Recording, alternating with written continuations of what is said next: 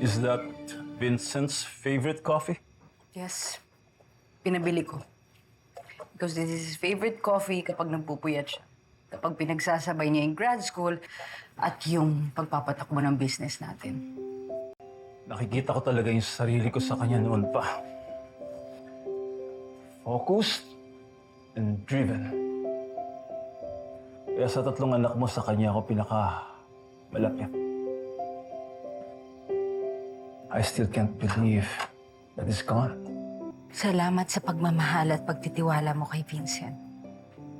And I never got to thank you for loving me and accepting me and my children as your own. Hey, I should be the one thanking you dahil tinanggap mo ako. Even though I'm impotent at hindi na tayo magkakaanak.